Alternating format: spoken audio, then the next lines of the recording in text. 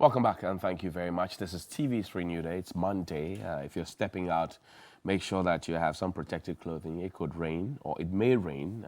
And also, if your children are going out to school, make sure you get them some warm clothing so that they are very well taken care of. But this morning, what are the newspapers saying? Well, the Finder newspaper says security agencies seek public support to combat terrorism. Also in Chrysler saga, justice will be served according to the Ghana police. Well, the people in Nigeria are looking at you as well. And that example perhaps will not inspire their confidence to believe that justice will be served. I'm not being pessimist. I'm being a Pessy optimist. Nana Addo cut sold for $900 million US, varsity for engineering and agricultural services. Also, economic challenges will not affect MTN's investments in Ghana, according to the CEO. Daily Guide this morning reports that Ghana on red alert. US, Japan among highest indebted countries, and RMB spearheads Africa's energy landscape. The BNFT this morning says rising inflation, increasing cost of private health insurance, celebrating the life of Professor Stephen Adair. Corruption is problem of law and leadership. Sir, you served at the NDPC. What was your plan? 15 companies under 1D1F ready for unveiling, UMB CEO. The Ghanaian Times, terrorism attack in Ghana looms. Deputy National Security Coordinator warns, has outlined the measures to combat it as well. An outbreak of suspected Lassa fever in Wa. Ghana Health Service directs health facilities to be on alert. Accra floods after downpour wreaks havoc in many communities, and that's what you see there. It's the death and filth that's happening. Also, the Daily Graphic this morning talks about breaking barrier to development. Choose STEM courses. President encourages school children science, technology, engineering, and mathematics, and that's great encouragement for the youngsters. Also, terrorism alert, be vigilant. Report suspicious persons, national security to public, and residents, shop owners count losses after downpour. We have 80 more days to the Green Ghana Day. We're going to plant 20 million trees on June 10, 2020. I've asked to know where the 5 million trees we planted last year at a cost of 12 million are, how they are doing, what has been the success rate. And I've also asked the question, if we're really spending money to plant trees, why are we aiming at cutting trees? We're already in that Tiwa forest, we're in that Chimota forest. Where else would we go? What's our green plan really? What we presented to the Glasgow meeting, COP26, is it a reality or we're just putting up appearances? I've asked these questions. The ministry has not responded. Well, I hope that in the coming days they will respond, because if you want us to help you, we want to help ourselves, you'll be forthcoming with the details. But I share with you, Daniel, maybe show some flood images while I read this one. According to the Auditor General, a shocking release shows that 510 people have been killed in 6 years. And the data compiled by the National Disaster Management Organization has revealed that flooding in Ghana killed 510 people and injured 309 others between 2015 and 2020.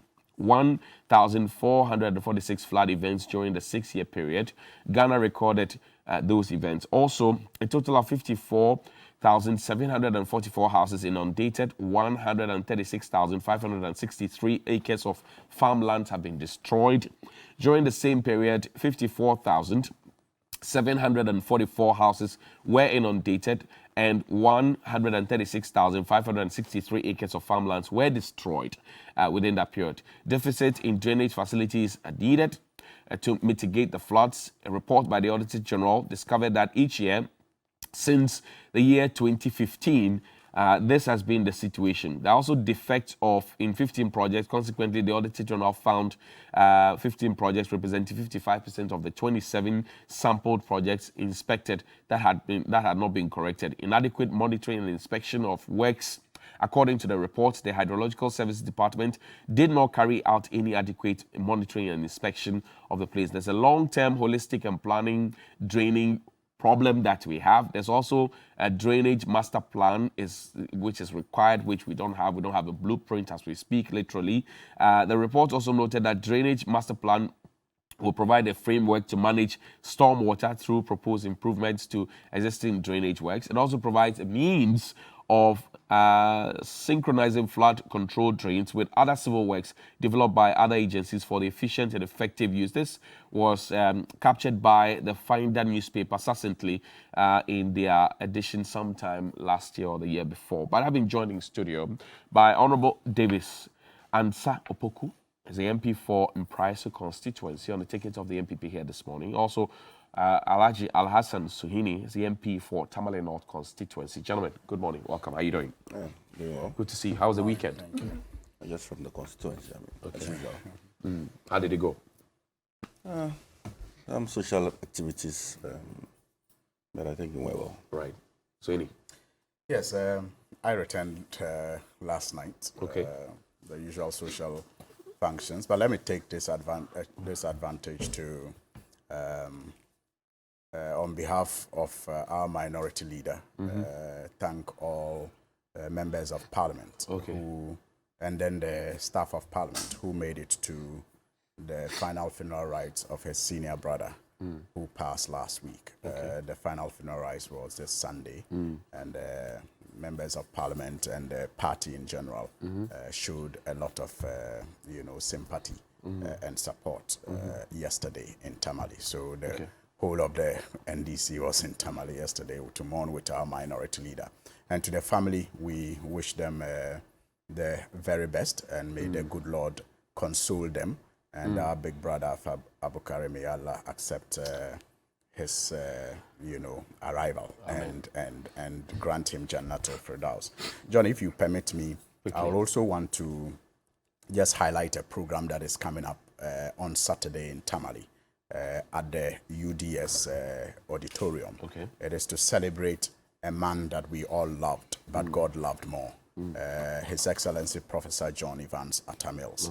It is the memorial lecture for the northern sector, and the theme is the man John Evans Atta Mills, 10 years on. It's going to be on Saturday at 2 p.m. at the UDS auditorium, and the chairman for the occasion will be Pisholana Nababa, Dr. Al-Hassan Andani. We all know Mr. Andani. He is going to be the chairperson. And the Metropolitan Archbishop of Tamale, Most Reverend Philip Name, will be the headline speaker. We also have other speakers to support him. It's an event that I would love to extend an invitation to all members of the NDC, all members of the CPP, the New Patriotic Party, and by extension, all Ghanaians who can make time to attend to do so in Tamale on Saturday at 2 p.m. at the UDS auditorium. UDS. Thank you very much indeed. Let's get straight into the issues. Saturday, it rained. I was up atop the mountains at some point. I thought it was just the mountainous areas because of the vegetation, obviously, but once we got to Accra, around the Legon area, in fact, before that, Medina, Denta, we noticed that it had rained heavily, and then we felt the effect of same around the Legon area. Okay, let me begin this conversation with you. There's been plenty talk about ending the flooding situation in Ghana, but it doesn't look like it's going anywhere. What's the problem, as you have found? Well, I mean, first of all, Johnny, we all must appreciate that the perennial flooding, causes some great level of threat, to our existence as a people. I grew up in Salam Down, and I lived just close along the big gutters in Salam Down. There were times that virtually at dawn, we had to wake up and sometimes pick our bags and hold them.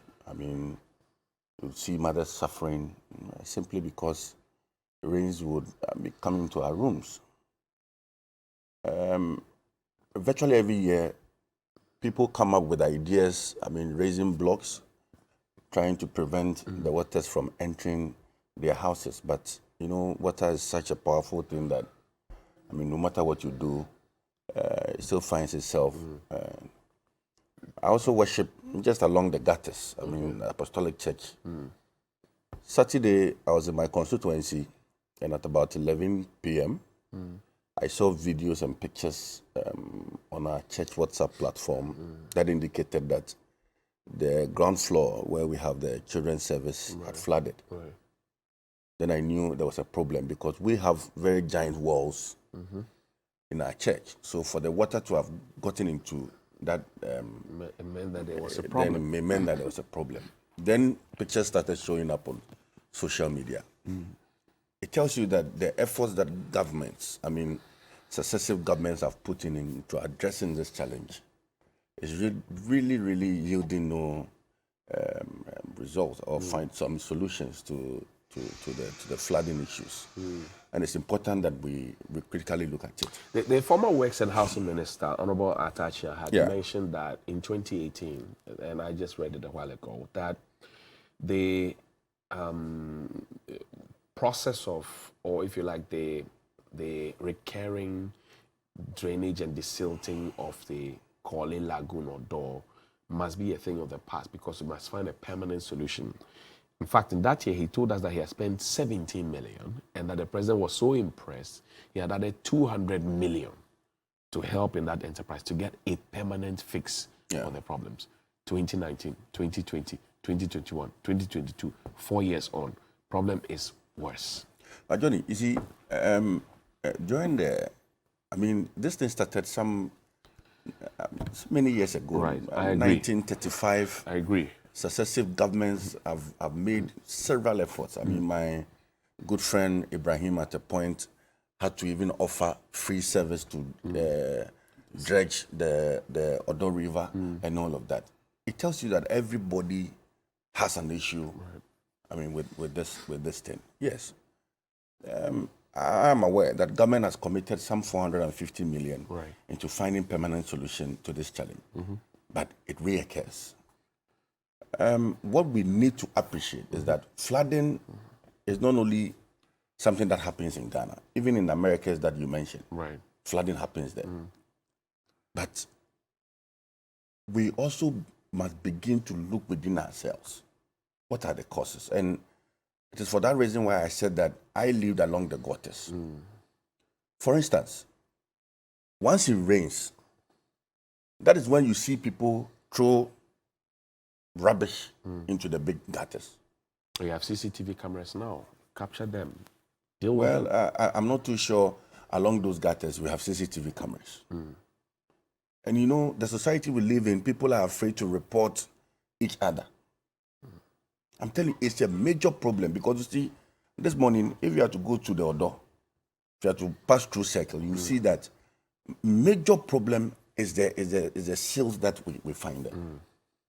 And it's not caused by government. It is not caused by TV3. It is caused by our own selves. We may be investing a lot of money. How are we as a state supporting and encouraging people to, have their refuse properly? And I get it that people are the problem as well. But then we spent money. So I think last year or the year before, we spent monies to install public litter bins. Today, if you drive through town, you may not find most of the public litter bins. And I can say this on authority because I keep an eye on most of them. You may not find them. And this is not the first time. President Kufuor, when we went to Hipig, brought some yellow litter bins. You remember them? Yeah, I do. President Mills brought some. President Mahama brought some. President Akufo-Addo has brought some. We don't seem to be finding them. We are literally throwing money at the problem and not getting solution. That's what I see. Johnny, I agree with you. For me, I really do not think it has to do with the public litter bins that we see around. And I'm sure that today, if you live along Nima, if you live along Asalam down and the Braka, people would attest to what I'm saying. Right. I am a living, I see it, I see it virtually every time it rains. I now live at Sprinters. When it rains, the next morning you may have to drive to Asalam down just to appreciate the extent of damage that this thing has caused to people. But the reality is that we are causing it ourselves. But do we have the waste management companies coming around to pick the refuse? I have waste sitting in my house now. It's been there for 3 weeks. So if my house had not been big enough, I'm sure that I would have felt the effect of it. I think that 3 weeks. then you should complain to your authorities. I mean, why must I complain for a service I'm paying for? Well, because I know that a chunk of that service delivery has not been privatized. I mean, right, private 16 companies, of them in yes, Accra. private companies, and if you are making money and you are not working efficiently, and it's important for the authorities to know. In my area, I mean, if they don't come on Tuesdays, it's a problem because the amount of this thing that we do, even in a week, if you don't come, you've caused a... But you see, we need to begin the education. We need to sensitize Ghanaians on the effect of what they do, the practices that they do in their various homes. Right. Because if it doesn't come into your room, it's affecting somebody in a salam down. I know that on the part of government, and you rightly mentioned that Atachian said that government is injecting some 200 million into managing flooding, and said that we're now going to have underground Sewage system and all of that. I think the first point is government's intention to establish what they call the hydrological authority. Right, it was in your 2016 manifesto. Yes, as we speak, I'm a member of the Works and Housing Committee. We have submitted our final report, which hopefully, when we resume tomorrow, it will appear before the plenary, and it will be considered. Hopefully, once that authority is established, it gives them some more powers. One, to be able to generate or to be able to look for funding. Because the major problem, and I mean, year in, year out, it did not start with this government. The allocation to the Ministry of Works and Housing is woefully inadequate. That has always been the problem. I mean, if you look at their budget, a lot of them goes into paying compensations and servicing debts and all of that. But we need to establish this authority, give them the powers to be able to generate their own funds from development authorities and to be able to fix these drains. And we are almost there. That, for me, is a solution. I mean, once we When you say you're almost there, how close are we? Oh, like I said, I mean, I worked on it. Right. We worked on it. We have completed our report. Hopefully, in this session that we But so you're suggesting to us that if you have an authority, it will wish away everything? Or it Well, will I'm solve saying the that problem? if you have an authority whose responsibility is to manage flood, is to ensure that, I mean, we have adequate systems, I mean, in terms of drainage and all of that, it goes a long way to help. It will be their sole responsibility to look for the money. I've seen the National Road Safety Commission become an authority. People are still dying on the roads. People are still, getting maimed. They made a strong case and told us that if we had made an authority, things would change. It doesn't look like anything has changed. Engineer Mayor Bray, good morning to you. Well, but I've seen the law. I mean, the draft that we have done now, the bill, and hopefully, I think that when it is passed into law, it really would help. But I mean, we have challenges. I mean, I have been at the receiving end, and I was happy that I was told to come this morning to address. But then again, I really don't want us to politicize it. I'm not politicizing it. I'm just saying that needs to be addressed. We agree to the fact that there's a problem. Yes. We agree that funding is an issue. Yes. But the previous minister made a definite promise to us that he was coming in to end the flooding. But he's no longer there, but he has a successor. Yes. Is that the overarching plan of the ministry? And how far have your government gone in fulfillment of that promise? This was made in 2018. Well, so 4 years on, what quantum of work has been done, apart from the law that you mentioned? What work has been done? So, like I mentioned, government has invested some 450 million into this flood control programs. And what has been the impact? And especially in the flood-prone areas like the Odo, we've seen some channels have been deepened and widened. But of course... And what has been the impact? That's what I'm asking. Well, if we spend money, we should see impact. We should. I agree with you. But I'm saying that, for me, there are about three causes of this flooding that, for me, they are interrelated. aside the widening of the channels that we are seeing and all of that, I've talked about our behavioral, our attitude towards disposal of these waste materials. And also, our inability as a country to harvest these rains. I'm sure that if we had a plan for these heavy rains that we witness virtually every year, we would have had a means of, gathering these waters for proper use. That, for me, has been one of the challenges that we face as a country. Okay. We don't have use for it. We see it as waste. But in other countries, rainwater could be used to generate electricity. Rainwater, we could even be feeding homes with rainwater and all of that. What are you using the boiler tax for? We pay boiler tax, or if you like, sanitation levy. What are you using it for? Of course, it helps.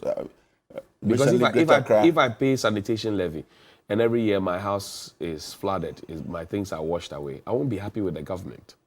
Well, if you pay sanitation levy and every year you continue to dump refuse into rains, when it rains, you certainly will not be happy with government. But what are you using the money for? That's what I'm asking. Do you know?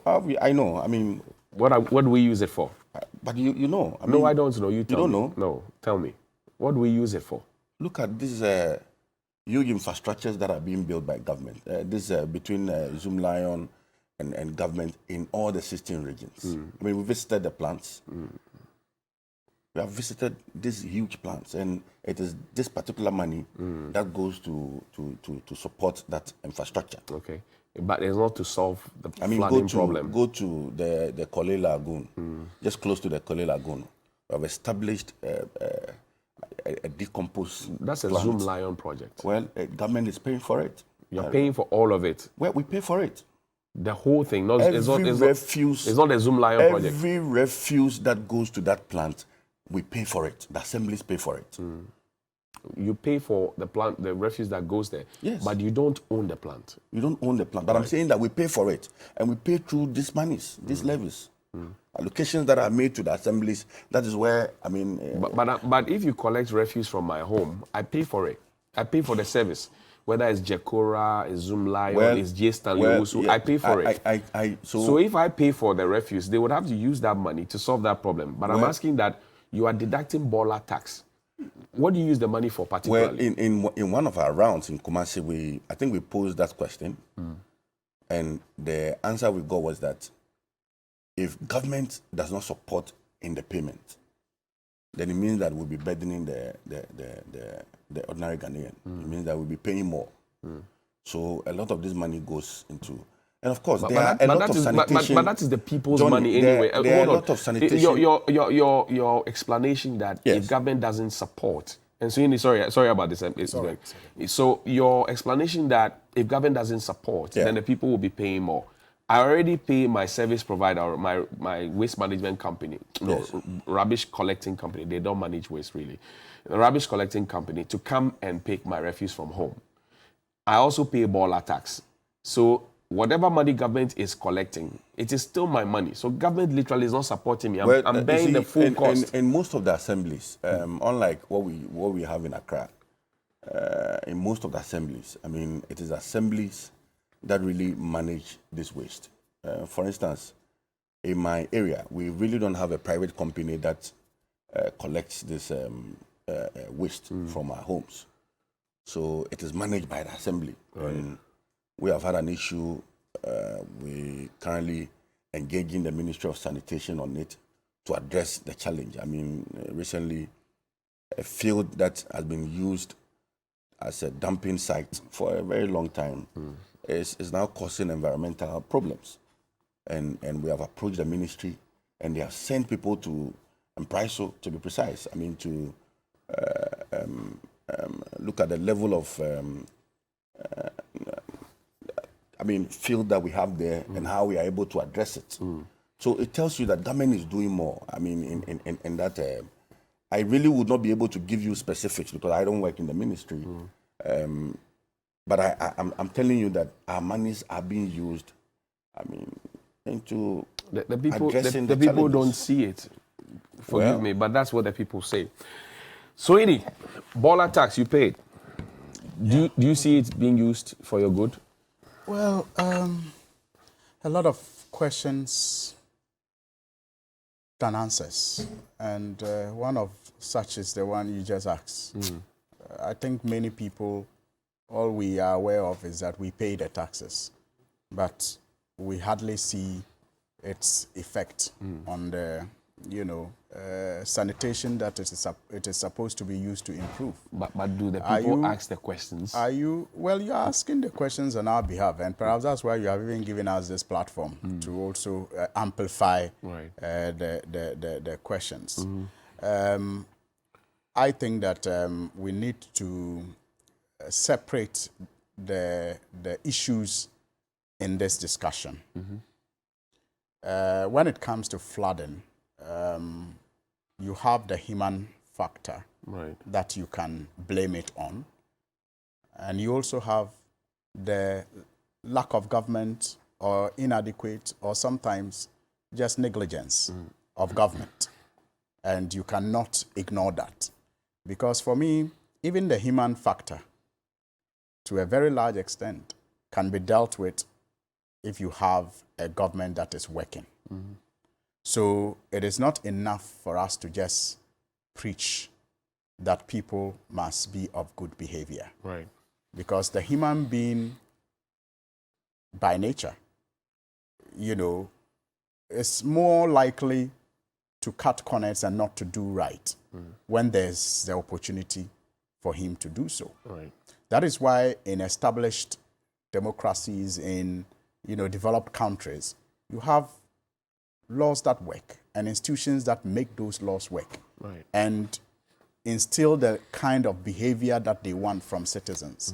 So for me, even the human behavior aspect can be dealt with if you have a government that is focused on doing the right things. But we have bylaws. We have bylaws in every assembly. Exactly. We have law enforcers. Exactly. Why are we unable to achieve so that is why I'm saying that you separate the discussion into the human behavior that contributes to flooding and then the government inaction or, inadequate action or sometimes complete incompetence that also contributes to the situation. And Johnny, I've said that every time I see the floods in Accra, in Tamale, when it rains, because my constituency, I have areas like Gumani, Tunaili, and others. Every time it rains, every time there's a heavy rain, I'm all ears and looking out for the news of floods because it gets flooded every year. And I have said that every time I see it, I think of how we Africans or Ghanaians would have survived, say, snow. I mean, what is wrong with us? Are we an accursed race? So that all these years, something as little as floods, we have not been able to find a solution to it. We are not disaster ready. Is that what you're saying? I believe that we are blessed to our point of curse. God has blessed us so much that we have become so lazy in dealing with the problems that confront us.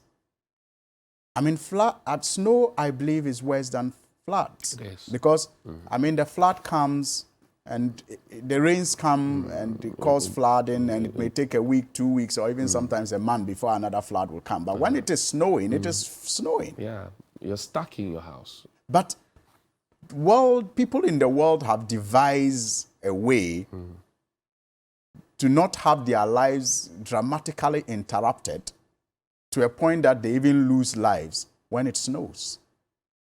So why are we not able to deal with floods in Africa, in Ghana? Why? But we've heard the promises. We have seen the bigger plan. We have seen how much money we have pumped. In fact, last Saturday, Honorable Asenso Wachi and OPK has repeated that 450 million. We're told that the World Bank is supporting with $200 million. So we're throwing money literally at the problem. Exactly but the are we point. Getting the effects exactly of the the spend? Point. Exactly the point.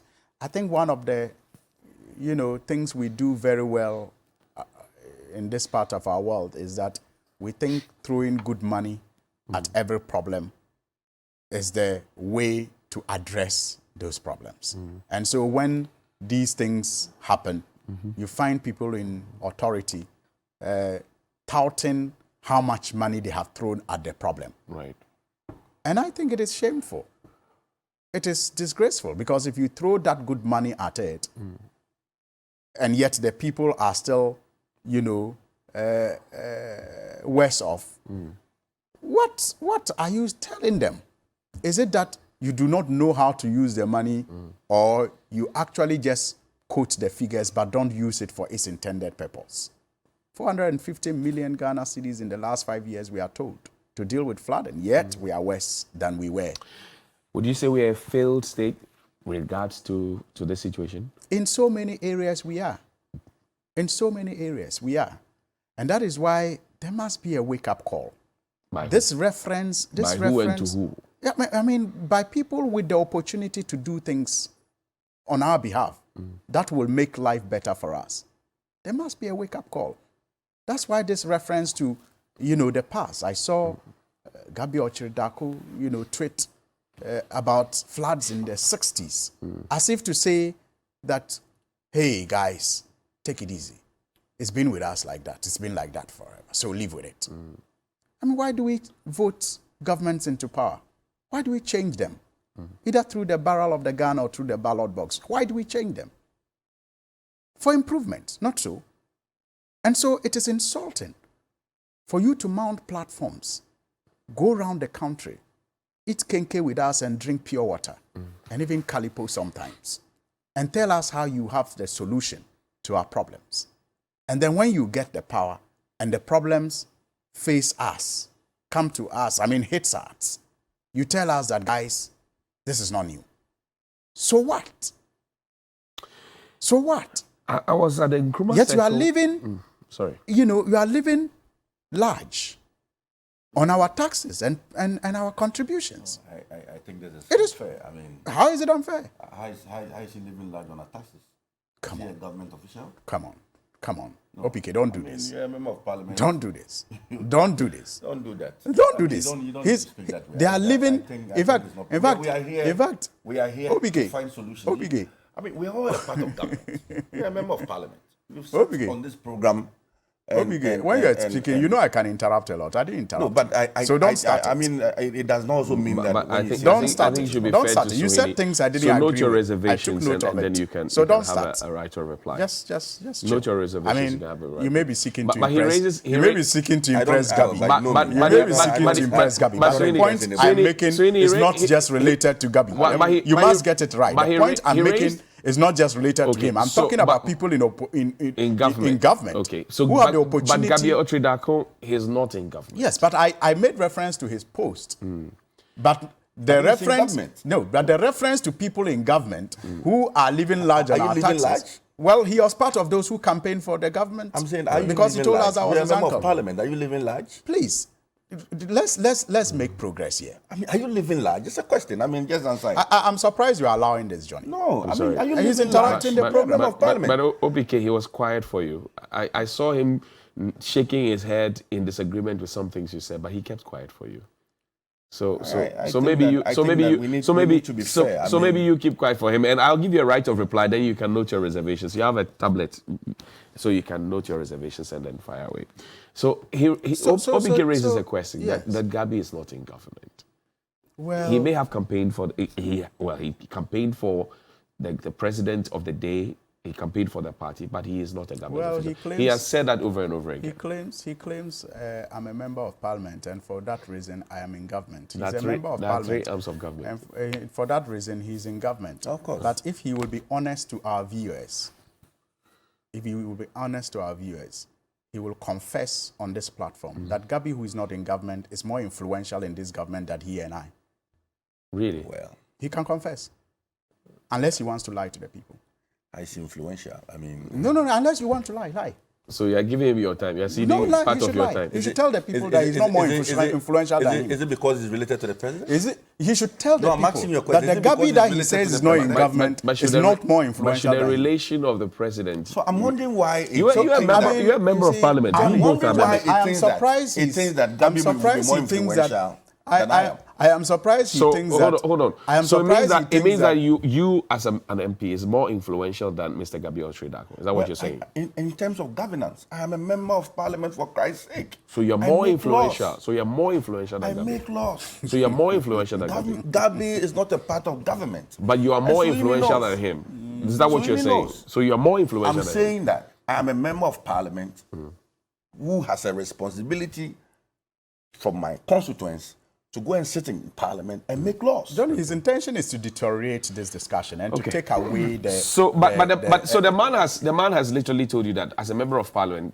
he wields more influence. He didn't say that. He didn't say that. But let me just like my good friend. Let me just ignore. So as MPs, you hold that's more not influence. my focus. That's not my interest. Okay. My interest is that floods, as we know it, affects the common man on the street who queue every now and then to vote for us, who campaign to, lead change and developments in our communities. And I'm saying over the years, we have failed them. And it is annoying and insulting when in our failure, we make references to the fact that the problem has always been with us, and so they should live with it. Didn't we know that when we're campaigning there's no for solution? Power, that is what they suggest, and I'm saying it's insulting, especially when they tell us how much money they have thrown at the problem. And yet, we see them live in areas that floods don't affect them. Obike was telling you, he used to live at Asylum Down. Now he lives at Spintex. He has to drive down there to see. I mean, and I'm saying that we must all be ashamed. So he has moved away from the I'm saying that floods. we must all be ashamed that we get the opportunity to serve the people and then we dash their hopes.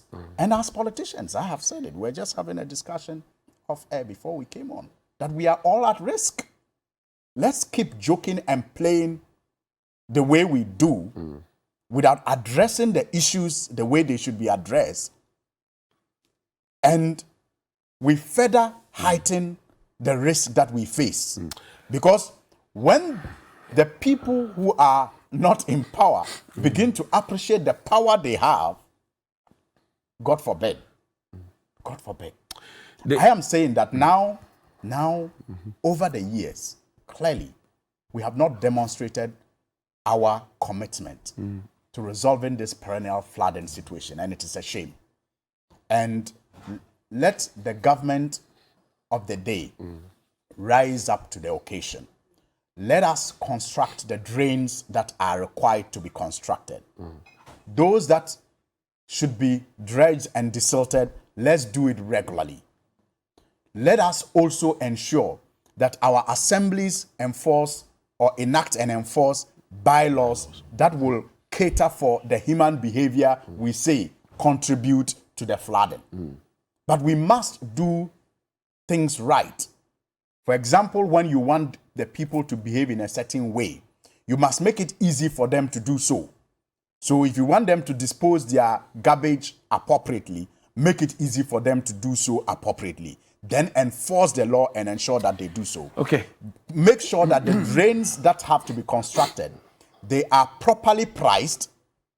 Contractors, chosen not based on, affiliation, but on competence and paid promptly to deliver the drains. And Johnny, maybe finally, and I'm sure we'll discuss that, let us conserve our environment. Okay. Let us not deforest, the only green belt that we have in the city. Can you imagine, Johnny, if 361 acres of the Achimota forest is turned into a concrete jungle? What will happen when rain such as the one we had over the weekend falls? The water that has been absorbed by the land, the 361 acres, the protection the trees there have given the city, when it is turned into a concrete jungle and the surface there is hardened, all the water there will run into the city. And that is one of the reasons why we must resist this government's, move to reclassify the Achimota forest and loot the land, share to themselves to create, concrete development. So Danny, there's some new videos that you have, some homes that have been inundated by the flood and all of that. Please show those videos while we have this next set of conversation. And I'll ask you one more question before I come to OBK. The areas around Ayi, Mensa, Panta, they are green belts under the Bree Mountain. The Bree Mountain itself now has buildings coming on top of it, and you'd see that the hill is breaking apart. It's peeling off. Caving in. Leave there. Let's go towards the Achimota area that you spoke about. So literally all the buffer around the Temamoto Way, all of those ones have been taken away. So water hits, it doesn't sip into the earth, it runs and it finds its way. That's why we get flooding. Have we lost our way in terms of planning? Absolutely. That is where the problem is. You know, the whole of Accra is actually a flat plain. It's a valley. So when it rains, the water basically comes down from the mountains into, you know, the towns that you have mentioned. But with proper planning, and we have been training engineers for God knows how long now, how are we putting them to use with the resources available? That's why I made the reference to countries that are dealing with snow. How are we putting all the experts that we have trained over the years to use with the resources, even if it is so meager, that is available to us? If we were putting all of them to use and not plundering the resources that is available to us, I'm sure there would have been an appropriate, you know, plan of development of Accra. Do you have evidence of this plundering? Well, it's all over. I mean, if we're not plundering it, if we're not plundering it, for example, the dredging that is supposed to be taking place across the country, if we're doing it well, because we are told money has been allocated to it, would we have the situation that we have? Sometimes you don't need the red, the black and white to tell the color. Check between the lines. So clearly, if we're doing proper planning of our cities, look at how buildings come up. No bylaws are enforced. Communities just spring up. Sometimes, you know, even state development of basic utilities like water and electricity have to catch up with the developments. But in other jurisdictions where planning is properly done, these are the things that are done, the layouts are done even before construction begins. So you are spot on. We have failed in planning. Let me bring OPK. And when you fail to plan, you plan to fail. OPK, you sit on the committee. This issue I've spoken about, and I pray that it doesn't happen, but I'm looking at what happened in Sierra Leone. And if we don't take care in the next 10, 15 years, what happened in Sierra Leone, the landslide, might happen around the Ayi, Mensa, Pantan area. Because if you get to a Bree, and you would use that lane to your home, if you get to a Bree, it's becoming hotter and hotter. It's no longer cool because people are building. I drove on the Bree Road last Saturday. I saw block factories coming up, you know, so it looks like we are cutting the trees and creating a concrete jungle. As a committee, has this come to your attention? Well, it has. I mean, everybody's worried about it. And I'm happy that my brother mentioned Achimota Forest. And I think it is in that spirit that government, in its own wisdom, wanted to protect that facility. I mean, the forest. And for my brother to sit here and say that people want to loot the forest, for me, is an unfortunate statement to make. There's a will of Sir John making the rounds, or supposed will of Sir John. I don't know the authenticity. Authenticity of it. I really don't know about it. But I am aware, and I'm speaking on authority, that a former Minister for Lands and Natural Resources, Honorable Inusa Fuseni, right, has several acres of land in the Achimota forest. How did he acquire it? Where's your evidence? Oh, hold on, please. Well, allow me. What Allow me, well, please. authority are you- Allow me, well, please. it is coming up. No, allow me, please. It is coming up. Allow me. You didn't allow him to interject. Well, but he continued. I restrained him. Sorry. Did you? So OPK, go ahead. How did you come by this information? Well, how did he acquire it? In the coming days, the evidence will be very clear too. No, you have made an allegation against a man who's not I'm present. saying that Named him. I am Named him. I am on TV3. I am on TV3. And you are using their platform to libel. Your New Day program. Right. And I'm saying on authority that a former minister, Honorable Inusaf Hussaini, who, when this matter came up, was on radio and TV, passing commentary on this matter, has several plots of land. Whose authority are you quoting from? Well, this is an information from the Ministry of Lands. The Ministry of Lands told Yes, you that. I'm Who tell- else owns lands there? Well, Sir I'm John saying owns that- lands there I'm that he saying has that willed to people as well. In the coming days. No, in the coming I days. need you to be fair. I think that we need to.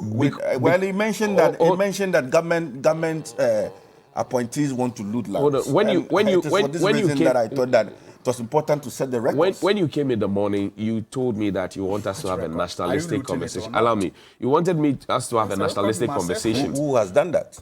Gentlemen, please. Nobody has done that. When you came in, you told me that you wanted us to have a nationalistic conversation. Well, you have mentioned honorable. Hold on. OPK can never have a area. Hold on. No. He can never have He veered into that area. And Johnny, Allow me to put my question. Johnny, allow me to put my question. This is of national interest to the Ghanaian people. We want to protect the Achimota forest. OPK, allow me. And if anybody, allow me to put my question. irrespective of the political party, owns even a plot of land there, we need to begin to name and shame. You have not answered my question. You haven't even allowed me to put my question. I'm saying that when you came in the morning, you told us that let's have a nationalistic conversation. He can't have one.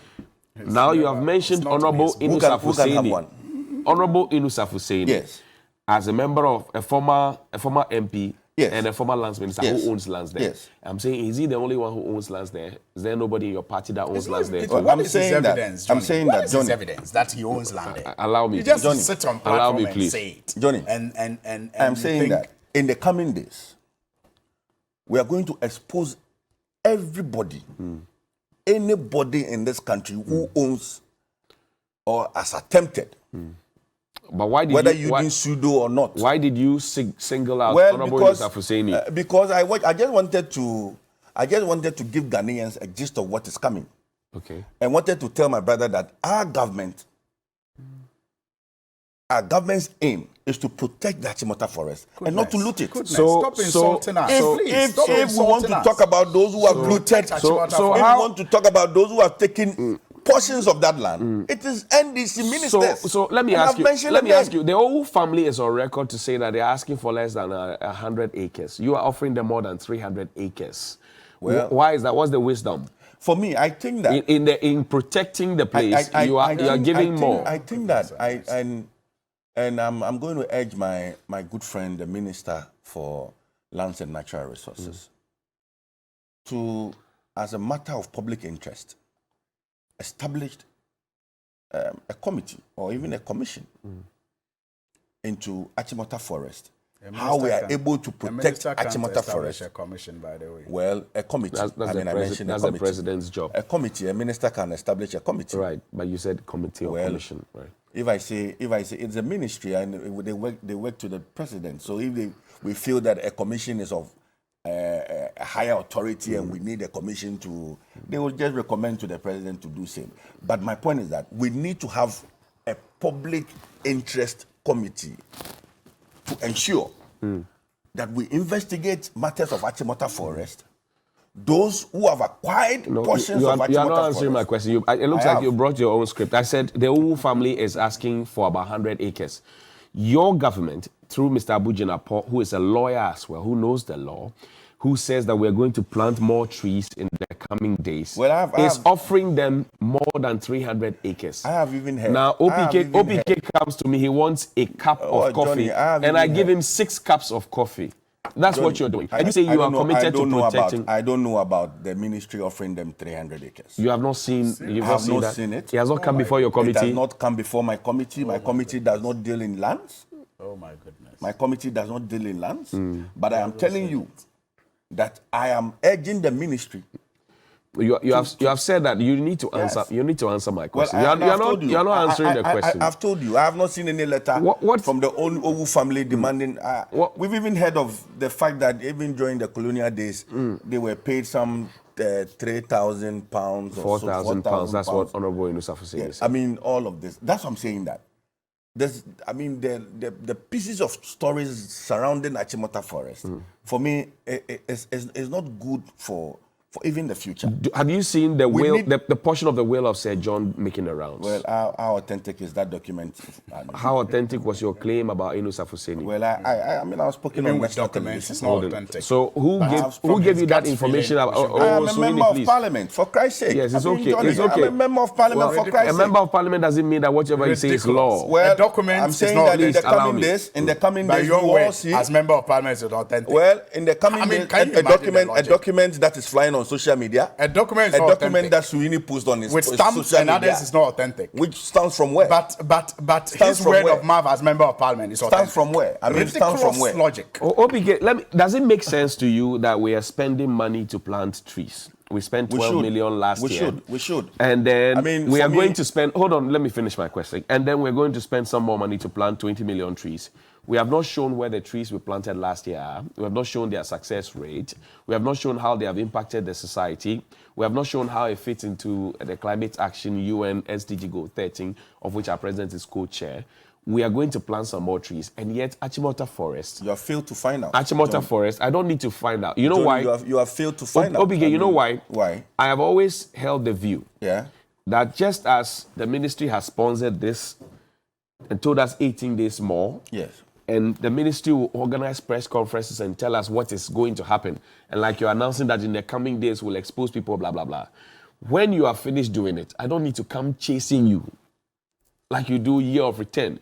You do beyond the return. You announce and you say, oh, we have received X number of people. We have done that. Revenue has gone that. When you finish, I don't need to come and beg you for the report. Because the money you spend to do those ones are not your private property. Johnny, the guys say, where you climb the tree through is where you come through, where you descend. Where you buy your kenke. So where you take it's where you thank you. No, I don't need to ask for it. You need to. Why? That is your job as a journalist. Did I force the minister? Walk into the ministry and find out. What has been the impact of the activity that happened last year? For instance, hold on. Don't you think that the minister in his wisdom, yes, as he's announcing 18 days more, should have given us a report of last year? Probably maybe a press conference will be held. So when? Well, I don't know. I don't work at the ministry. But I'm saying that if you feel that it's so important, if you want, he says it's not on the lands. I can feel that it's so important that we get a report that would give us progress on what we did last year. I think it's important that you work to the ministry. I mean, you're a fine journalist.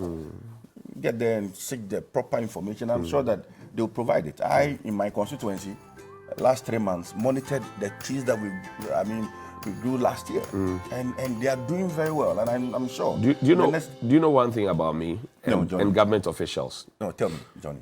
When government officials want to launch a campaign, they go all out.